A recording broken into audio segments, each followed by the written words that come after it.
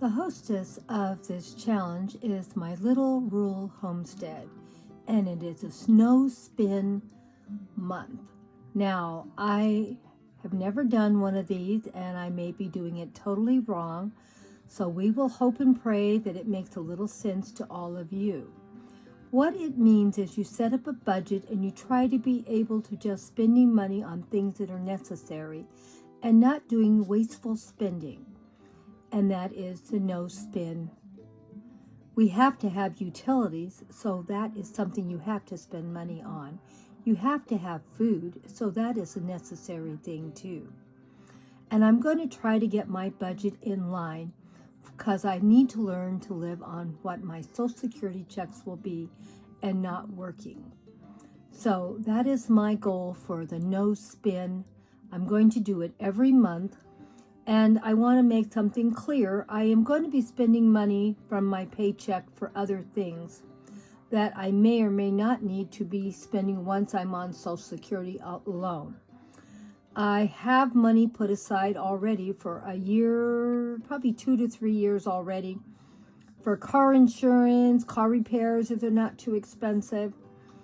And so that I already have in the bank waiting for that day to come. So I'm not counting anything to do with my car or my truck expenses. I'll be taking that out of my paycheck.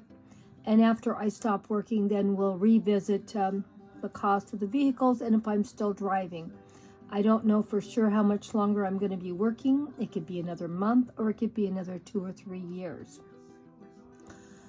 But I still need to get in the habit of living on Social Security. So that is my goal, to learn to live on Social Security and set up a budget around that and seeing if I can do it without spending money foolishly.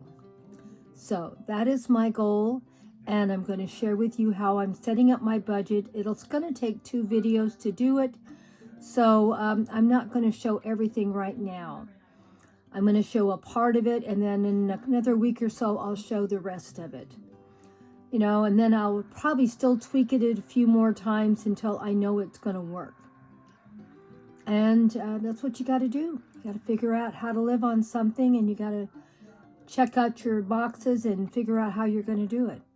And it sounds like, oh, how can you possibly live on that little amount of money? But other people do it, so I guess I better learn how, huh?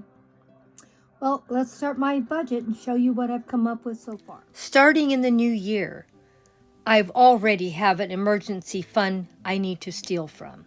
But not from this one, because I already have emergency money that I've saved in the past for the emergency, and we'll talk about what's coming up. But before I start any budget, what I'm going to save and what's the top priority of what I want to save has to be the first thing I think about. Saving is $100, an emergency fund is another $100. $200 right off the top of my Social Security checks. I got to figure out how that money is going to get in there, and it has to be paid in there first. You pay yourself first before you pay anyone else, because that money you may need in the future. Right now I have a water problem. I need to call a plumber out, and I need to get something fixed. I am not worried about it because I already have an emergency fund that's besides this $100 you see. I've already planned for the problem, so I already have the money to fix the problem. And this is what you need to always think about in your budget. Where are my problems maybe going to come from? I need to have money put aside. So I always have some money put aside for dental work, and I always have money set aside for emergency funds. The next thing I need to plan for is utilities. And I've already decided what I'm going to spend on my utilities. $200 for the electric bill every month. My electric bill may be less than $200, but I'm going to pay $200. For I'll always have a little extra paid ahead, so when I get to December, I don't have to pay my utilities, and I can spend money for Christmas without having to make any bills. My next bill is gas bill. I'm going to pay $100. Some of those months, my gas bill may be $30. Last winter, I had gas bill $89 for December. January was $209, and February was I think it was $304 or some ridiculous amount of gas. I have never had gas bills that high ever in my life. And I have a small house. So there were people where I live that had gas bills at $500, $600, $700. And I live in Southern California. It isn't all that cold here compared to the rest of the country. I don't know what the rest of the country pay for gas bills. I'd be scared to think what it could possibly be. I'm telling you what it is in California. Now, that's what I do. I always pay my bills ahead. I make up my mind what I think it's going to be. I may have to raise these amounts I'm paying because utilities keep going up. There's nothing I can do about it. I have no power over the utility companies. And I'm not going to freeze to death either or burn up in the summer. So utilities are the next important thing after I have my savings. And like I say, I always figure out what I'm going to pay. I pay it ahead, and I always have a little slush fund. So when my gas went sky high, I was all right still. The water bill is a little under $200, so I'm paying $200 to make sure I always have a little bit ahead, because in the wintertime, the water bill's a little less, and in the summer, it's a little higher. That way, everything's equal. Then I need to pay my trash bill, and I'm paying $50 to them. Now, I don't need to pay $50 every month to the trash people, but I'd always like to try to be maybe a year ahead on them. Once it gets too much money ahead, I can take that $50 and put it on one of my other utilities that maybe is not as far ahead, like maybe my water or my electric. My gas bill hopefully is ahead enough now that I'm paying extra every month, so when we get to the cold months, maybe I'll survive. And then we still have one more utility that I have to pay, and that is my phone bill. And I only have cell phone. My cell phone bill, I'm only paying $60 on it right now, and that's what the bill is. It's $30 per phone. Now, if I start getting too much paid into my trash bill, I may throw that $50 over on my cell phone bills also to let it get a few months ahead. I like to have all my utilities at least 2 or 3 months ahead. Like I said before, in December, I don't pay any utilities. I go spend it on Christmas. And here is the $60 that I'm going to be doing on my cell phone. So I've already, right out of the box, I have already got my money envelopes already separated for savings. All my bills, like utility bills, are already here. So that is all paid for. Now, I do not have a car payment. I do not have a truck payment. So all I have on that is payments to keep everything going and the gas to put in it. I'm taking that out of my paycheck because I'm still working.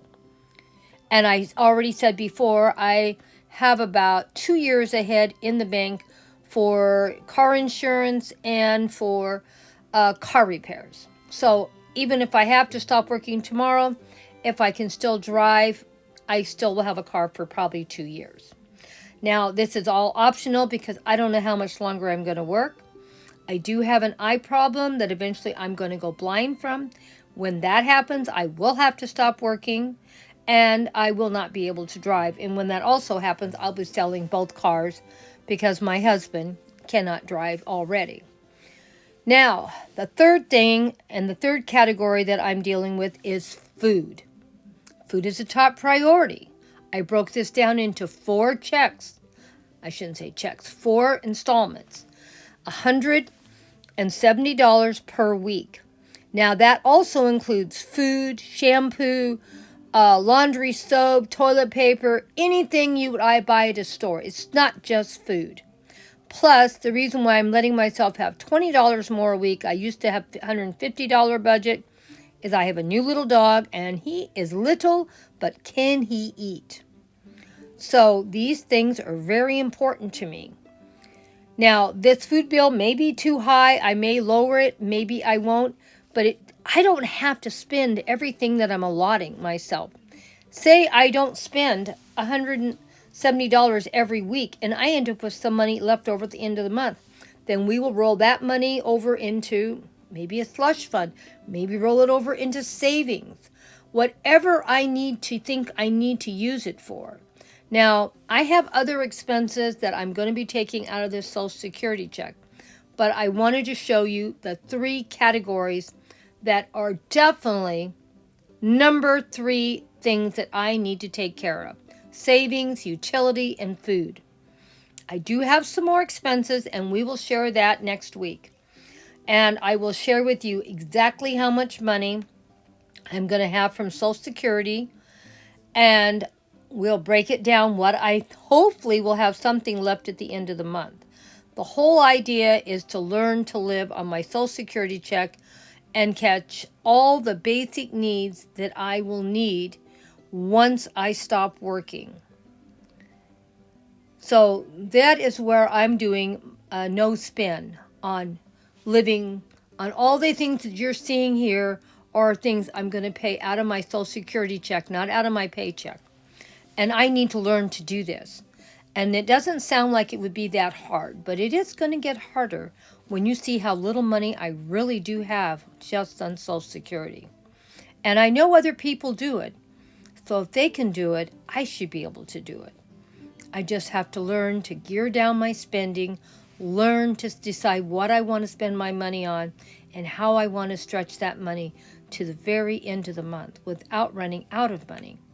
Because once I stop working, there will be no endless supply of money to fall back on. Eventually, my savings will be eaten up. And I will explain to you later down the road in the next couple of videos how I'm going to live as good as I am. Because I have been planning for a long time to get totally 100% out of debt. And we are 100% out of debt. And we've been out of debt 15 years. So anyone can do it, even us.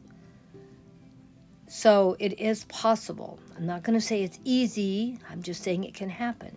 And that's why I know if I did that, I can hopefully learn to live on Social Security. I might not like how it's going to be, but it can be done. And I will make it happen. Because that's the kind of person I am. So I'm going to share my journey with you, how it's going to be this coming year, how we're going to do it, and each year, and keep hanging in there.